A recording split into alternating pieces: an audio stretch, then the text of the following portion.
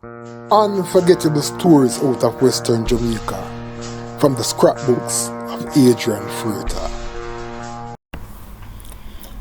While former detective constable Carey Lyn-Sue, who served a 6-month prison sentence for fabricating a statement in a murder case, is now a free man with his troubles behind him, his former supervisor, Sergeant Michael Surjue, remains on the run 11 years after the Director of Public Prosecution made an order that he should be arrested for a similar offence.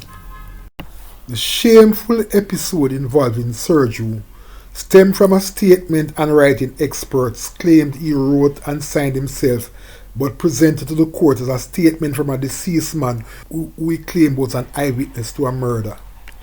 Following the discovery of a major flaw in Surjue's statement, which was presented in the Home Circuit Court, the justice system took a beating from the public, who were not only outraged by the fabrication of the statement presented to the court, but also questioned the credibility of the entire justice system, especially the police.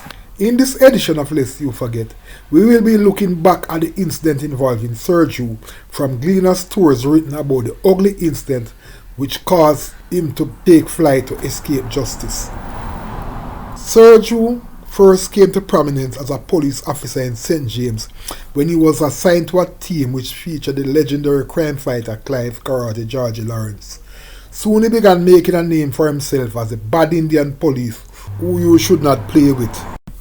As a part of the team which was going after high-profile members of the Stonecrusher gang, Surjue found himself handling a murder case against reputed gang leader Eldon Calvert, his musician brother Gleason Calvert, and Michael Aaron, who were all charged with the 2006 murder of cookshop operator Robert Green of Mount Salem.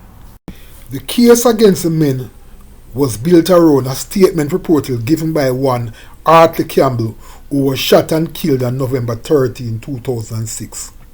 However, the statement Surjue claimed that was written and signed by Campbell was dated November 14, 2006, which was a day after Campbell was killed.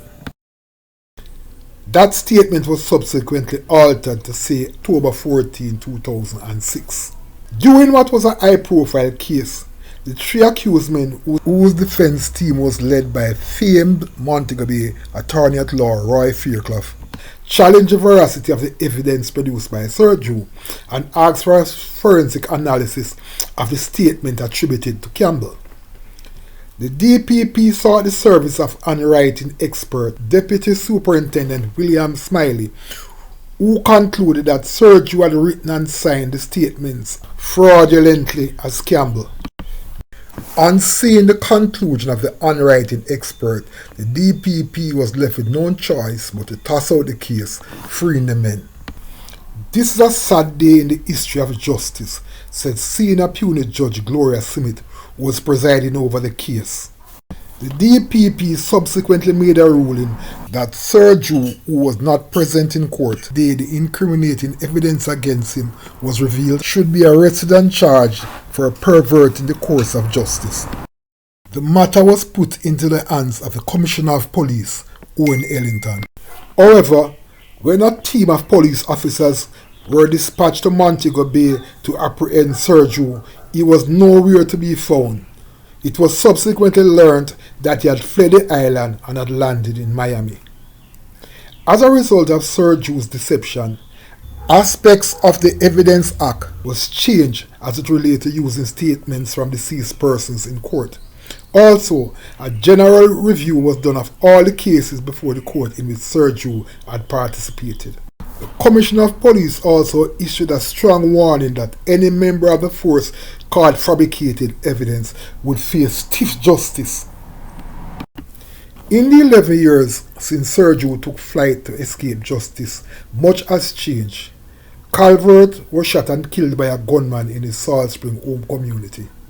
The Stonecrusher gang is no longer a major force on the police's crime radar, and a new breed of cashless gangsters have come to prominence in St. James. In looking back at that case involving Surjue, which gave the Jamaican justice system a terrible black eye, it was definitely one of those unforgettable stories out of Western Jamaica.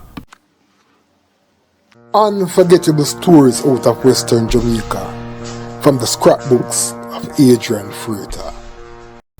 Subscribe now for more unforgettable stories.